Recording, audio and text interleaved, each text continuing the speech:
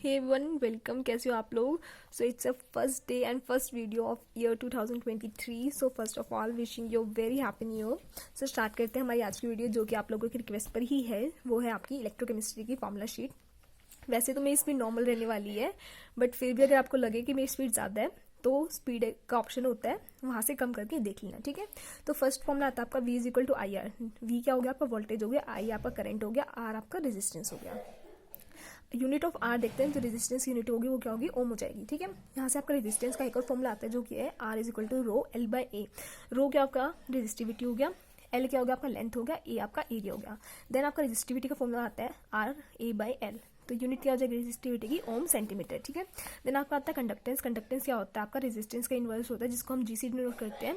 तो फॉर्मूला क्या हो जाएगा इसका, is equal to 1 by R. तो यूनिट क्या हो जाएगी कंडक्टेंस की, साइमन बोल देंगे, जिसको हम एस डिनोट करते हैं, या फिर ओम इनवर्स हो जाएगा, ठीक है।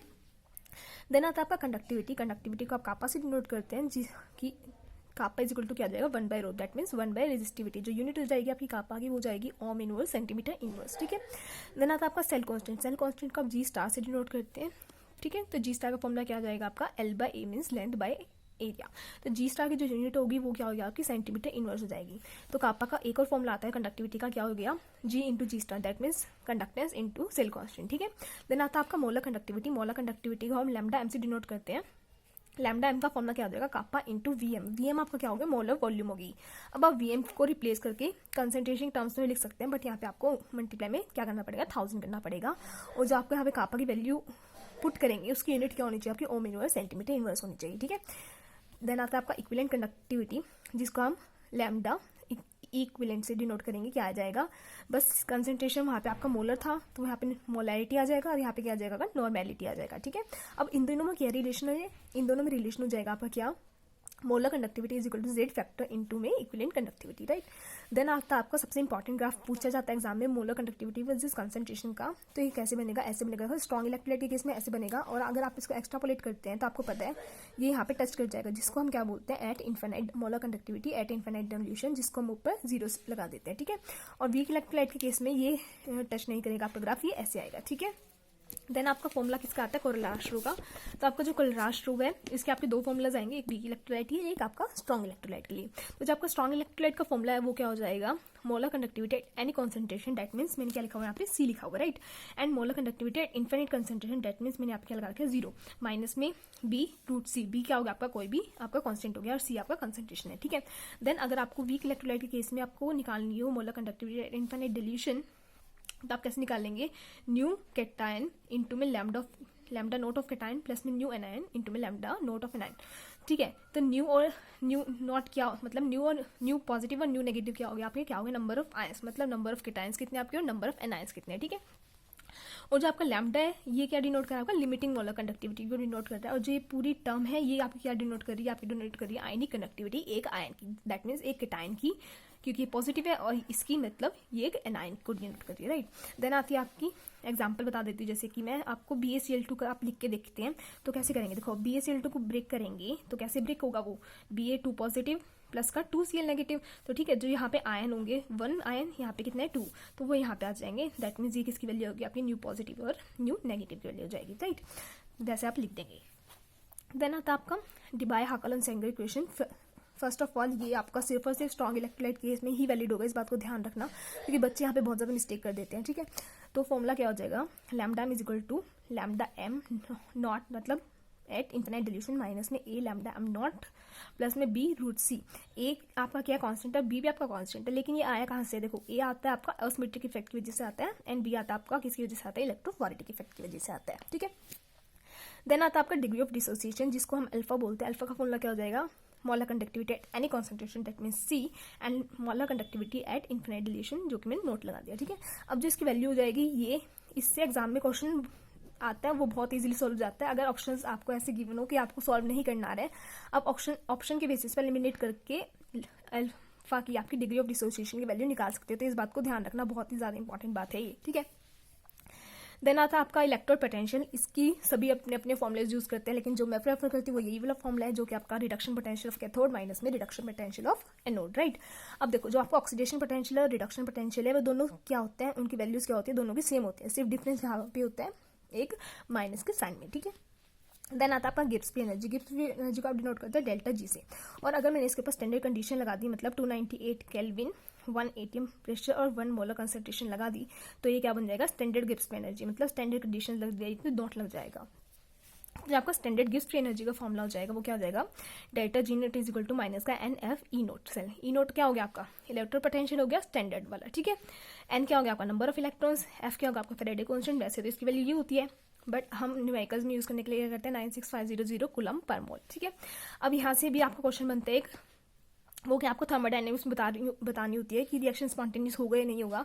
तो आप डेल्टा जी नोट या डेल्टा जी निकाल के देखो, कुछ भी देख लेना, इन दोनों में से निकाल के उसके अकॉर्डिंग बता देंगे। अगर डेल्टा जी नोट की वैल्यू अगर आपकी नेगेटिव आ रही है तो आपका स्पॉन्टेनियस रिएक्शन होगी, अगर पॉजिटिव आ रही है तो नॉन स्पॉन्टेनियस होगी, अगर इक्वल आ रही है तो आप क्या बोल सकते हो कि वो आपकी कौन सी स्टेट होगी, आपकी इक्विलिब्रियम स्टेट होगी, राइट। देन आती है आपकी क्या, आपकी आती है नर्स्ट इक्वेशन, जो कि मोस्ट इंपॉर्टेंट, ठीक है। नर्स्ट इक्वेशन आपको क्या बताती है, देखो इस पर भी क्वेश्चन आया हुआ है आपके एग्जाम में। किसका बताती है इफेक्ट, आपका कंसेंट्रेशन का और आपका टेम्परेचर का। किसके ऊपर, EMF of the cell, that means E cell के ऊपर, या फिर आप ई नोट सेल के ऊपर भी बोल सकते हो, ठीक है, क्योंकि स्टैंडर्ड कंडीशन हो जाएगी, बाकी तो कुछ डिफरेंस है ही नहीं। तो आपका जो फॉर्मूला बनता है वो क्या बनेगा, delta G is equal to delta G naught plus R T L N Q. ये फॉर्मूला आपको याद रखना है, ठीक है। अब इसको हम फर्दर क्लासीफाई करते हैं, सॉल्व करते हैं, तो क्या फॉर्मूला बनेगा, E cell is equal to E naught cell minus का 0.0591 बाई एन लो क्यू। ये आपका फॉर्मूला बनेगा एट 298 केल्विन। तब आपको टेम्परेचर मेंशन किया हो कि आपका 298 केल्विन है या फिर आपका रूम टेम्परेचर है, ठीक है। अगर आपको टेम्परेचर मेंशन नहीं होता, रूम टेम्परेचर है 298 केल्विन है और कुछ टेम्परेचर दिया होता है, तो आप ये लो फॉर्मूला यूज करेंगे, जो कि है E cell is equal to E naught cell minus का 2.303 R T by N F log Q, ठीक है। देन आता है आपका कंडीशन दी होती है आपको एट इक्विलिब्रियम, केमिकल इक्विलिब्रियम पे, तो वहाँ पे आपकी वैल्यू क्या हो जाएगी, डेल्टा जी जीरो जाएगा वहाँ पे आपका। तो जो आपका ई होगा वो भी क्या हो जाएगा, जीरो जाएगा। तो यहाँ से आप तब ऊपर सॉल्व करेंगे तो आपकी जो वैल्यू बनती है वो ये बनती है, ई नोट सेल निकल जाएगा यहाँ से, क्या आएगा 0.0591 बाई एन लोग के इक्विलिब्रियम। या फिर कई बार आपसे पूछा जाता है कि के इक्विलिब्रियम की वैल्यू बता दो, तो यहाँ से आप बता सकते हो ना, क्या हो जाएगा, N E naught cell by में 0.0591, और ये लोग है तो ऊपर जा यहाँ पे जाएगा तो किसमें चल जाएगा, एक्सपोनेंशियल में चेंज हो जाएगा। तो आप इसका एक्सपोनेंशियल करके के इक्विलिब्रियम की वैल्यू भी बता सकते हो, ठीक है। देन आपकी दो इक्वेशंस आ जाती है, ऑक्सीडेशन और रिडक्शन। ऑक्सीडेशन में आपको पता है क्या हो रहा है, हमारा लॉस ऑफ इलेक्ट्रॉन हो होता है। रिडक्शन में क्या हो रहा था, आपका गेन ऑफ इलेक्ट्रॉन हो होता है। तो जो आप नर्स्ट इक्वेशन लिखते हो, ये मैंने रिडक्शन के बेसिस पे लिखी हुई है, क्या ई हमारा, अगर मैं रिडक्शन के बेसिस पे लिखते हैं, ऐसे लिखेंगे ना, रिडक्शन के बेसिस पे is equal to E naught M N positive by M minus का 2.303 R T by N F log. कैसे लिखेंगे, कि इसको कैसे लिखते हैं, ये वाली जो टर्म होती है इसको कैसे लिखते हैं, कि इक्विलिब्रियम को लोग प्रोडक्ट बाय रिएक्टेंट, मीन्स मैंने इसको लिखा है, प्रोडक्ट क्या हो गया आपका एम है, ये क्या आपका सॉलिड है। और आपको पता है जो सॉलिड और लिक्विड होते हैं आपके, इनकी जो हम कंसंट्रेशन लेते हैं, ये आप कितनी लेते हैं, 1 लेते हैं। तो इसलिए यहाँ पे मैंने क्या लिखा है, 1 लिखा है। बाय में क्या हो गया, इसकी कंसंट्रेशन, क्यों, क्योंकि प्रोडक्ट बाय क्या लिखते हैं, रिएक्टेंट लिखते हैं। और अच्छे समझते हैं कि लॉ ऑफ मास एक्शन क्या होता है, जो कि आपको इसकी वैल्यू बताएगा, लोग के इक्विलिब्रियम की वैल्यू कैसे लिखते हैं। तो कैसे लिखेंगे, आपको ये इक्वेशन गिवन है तो आप कैसे लिखेंगे, प्रोडक्ट बाय रिएक्टेंट। प्रोडक्ट में ये आ गया, ये आ गया। अब जो इनकी स्टोइचियोमेट्री है वो आप क्या बना देंगे, इनकी पावर बना देंगे, ठीक है। तो बन गया सी की पावर सी, डी की पावर डी, डिवाइड बाई ए की पावर ए एंड बी की पावर बी, राइट।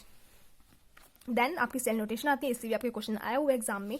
तो इसको आप एबीसी से याद रख सकते हैं। कैसे, पहले आपका एनोड लिखते हैं, देन आपका सॉल्ट ब्रिज आता है, देन आपका कैथोड आता है। देखो कैसे लिखते हैं, आप इसको कैसे याद रखेंगे, MSI से याद रखेंगे। कैसे, पहले मेटल लिखते हैं, देन आपका सॉल्ट लिखते हैं, देन आयन लिखते हैं, देन आपका सॉल्ट ब्रिज आता है, देन आपका फिर आयन रिपीट करेंगे, then salt and then metal, ठीक है। तो जो ये वाली टर्म आ गई, ये आपका क्या होता है, एनोड होता है, देन आपका सॉल्ट ब्रिज हो गया, और ये जो टर्म आती है आपका क्या हो गया, कैथोड हो गया, ठीक है। एबीसी से याद हो गया ना, ए ये सॉल्ट ब्रिज का बी और इसका कैथोड का सी, ठीक है। एनोड पे हमेशा याद रखना है, एनोड पे क्या होगी आपकी ऑक्सीडेशन होगी, और कैथोड पे आपकी हमेशा क्या होगी, रिडक्शन होगी। नो मैटर कि आपका सेल कौन सा है, इलेक्ट्रोलिटिक सेल है आपका या फिर आपका गैल्वेनिक सेल है, दोनों के केसेस में एनोड पे ऑक्सीडेशन होगी और कैथोड पे रिडक्शन ही होगी, ठीक है। इस बात को ध्यान रखना, मोस्ट इंपॉर्टेंट चीज है ये भी। और देखो अब कंसंट्रेशन सेल आता है, इससे भी क्वेश्चन आता है। कंसंट्रेशन सेल में क्या होता है आपका, ई नोट सेल आपका क्या हो जाता है, इक्वल टू 0 जाता है। अब आपको पता है 2 टाइप के कंसंट्रेशन सेल होते हैं, एक आपका इलेक्ट्रोलाइट कंसंट्रेशन सेल होता है और एक आपका इलेक्ट्रोड कंसंट्रेशन सेल होता है, ठीक है। इलेक्ट्रोलाइट कंसंट्रेशन सेल में क्या होता है, एम आपका ये सेल बना होता है ना, एम एन पॉजिटिव और C1 कंसंट्रेशन है। मतलब आपका जो सोल्यूशन है ये ऐसे हो गया, यहाँ पे जो एक इलेक्ट्रोड लगी हुई, यहाँ पे एक इलेक्ट्रोड लगी हुई, ये दोनों आपस में अटैच है, ठीक है। और जो यहाँ पे C1 कंसेंट्रेशन है, यहाँ पे C2 कंसेंट्रेशन है, और जो इलेक्ट्रोड है ये क्या होगी, सेम मेटल की होगी, तो इसलिए आपका जो E0 सेल हो गया वो क्या हो गया, 0 जाएगा। ठीक है, तो यहाँ पे अगर हम लिखते हैं तो क्या होगी 0.0591/n, n मतलब कितने नंबर ऑफ इलेक्ट्रॉन्स का एक्सचेंज हुआ है, डिवाइड इनटू में log C2/C1। ठीक है, इस बात को ध्यान रखना, log C2/C1 आता है यहाँ पे। देन आता है आपका इलेक्ट्रोड कंसेंट्रेशन सेल, मीन्स आपके जो इलेक्ट्रोड्स है ये डिफरेंट हो जाएंगी, बट जो आपका सोल्यूशन है वो दोनों सेम हो जाएगा। तो यहाँ पे आपका ये वाला सेल है जो सबसे इंपॉर्टेंट सेल आता है, तो इसका फॉर्मूला तो मैं कहूँगी आप याद ही रख लेना, निकालने से, डेरिवेशन निकालने से तो बेटर रहेगा। तो क्या हो जाएगा, E = 0.0591/n। वैसे H2 के केस में कर रहे हैं तो यहाँ पे 2 आ जाएगा आपका बाय, ठीक है, और log P1/P2 आ जाएगा। P1 और P2 क्या आपका प्रेशर हो गया। ठीक है, देन आपका इलेक्ट्रोकेमिकल सीरीज है, इसको याद करना है इलेक्ट्रोकेमिकल सीरीज को, या फिर मैं इसकी एक शॉर्ट वीडियो बना दूंगी कैसे याद करते हैं इसको। ठीक है, तो यहाँ से जो आपको पॉइंट याद रखने वो मैंने लिख दिया। देखो, जो आपका स्टैंडर्ड रिडक्शन पोटेंशियल की वैल्यू है, अगर वो जितनी ज़्यादा हो जाएगी ना, तो आपका जो मेटल है वो उतना ही ज़्यादा अच्छा क्या हो जाएगा, ऑक्सीडाइजिंग एजेंट। ऑक्सीडाइजिंग एजेंट का मतलब आप समझते हैं ना, जो दूसरों का ऑक्सीडेशन करता है और खुद का क्या करता है, रिडक्शन करता है।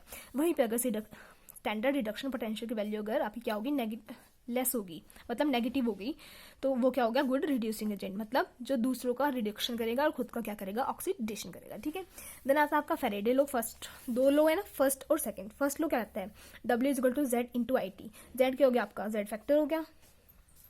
ठीक है, I क्या हो गया आपका, करंट हो गया, T क्या होगा आपका, टाइम हो गया। यूनिट क्या होगी इसकी, एम्पियर, और यहाँ पे सेकंड हो जाएगी। W क्या होगा आपका, कितना वेट आपका डिपॉजिट हुआ है, जिसको हम ग्राम्स में लिखते हैं। देन आपका सेकंड लो आता है। सेकंड लो क्या कहता है, जो आपका वेट डिपॉजिट है वो किसके डायरेक्टली प्रोपोर्शनल है, इक्विवेलेंट वेट के। अब इक्विवेलेंट वेट से आपका एक और फॉर्मूला बनता है, W1/E1 = W2/E2। ठीक है, या फिर आप W/E को कैसे लिखते हैं, I × T × में करंट एफिशिएंसी फैक्टर बाय 96500। ठीक है, I क्या हो गया आपका, करंट हो गया, T क्या हो गया आपका, टाइम हो गया। अब यहाँ पे आप बोलोगे मैम करंट एफिशिएंसी फैक्टर क्या होता है, तो इसका भी फॉर्मूला क्या हो गया, एक्चुअल कितना मास डिपॉजिट हुआ है और थ्योरेटिकल कितना मास डिपॉजिट हुआ है इनटू में 100। ये यहाँ से क्वेश्चन आता है, याद रखना इस फॉर्मूले को। ठीक है, देन आपका लास्ट फॉर्मूला आता है जो आपका सॉल्युबिलिटी का है। आप सॉल्युबिलिटी कैसे निकाल सकते हैं, इस वाले फॉर्मूले के अंदर रख के, क्या हो गया, lambda m0 at infinite concentration into में is equal to kappa × 1000/S। S क्या हो गया आपका, सॉल्युबिलिटी हो गया। तो यहाँ से आप S को यहाँ पे ले जाएंगे तो यहाँ से आपकी सॉल्युबिलिटी की वैल्यू निकल जाएगी। ठीक है, बाकी एक दो छोटे बहुत फॉर्मूले रह गए होंगे, जैसे ट्रांसपोर्ट नंबर का फॉर्मूला हो गया, वो तो आपको भी पता होगा। जैसे T+ का कैसे लिखते हैं, V+ में V++V-। ठीक है, वेलोसिटी के टर्म्स में लिख सकते हैं, करंट के टर्म्स में भी लिख सकते हैं, आपको पता होगा, है ना। Sorry for the disturbance. So वैसे मैंने आपके सभी फॉर्मूलेस कवर कर दिए हैं, तो ऐसे छोटे मोटे कोई फॉर्मूला रह गया हो तो आप वो खुद से देख लेना। ठीक है, अगर आपको वीडियो अच्छी लगी हो तो प्लीज़ इसको शेयर कर देना और मुझे बता देना कमेंट सेक्शन में कि वीडियो कैसी लगी। Thank you so much for watching.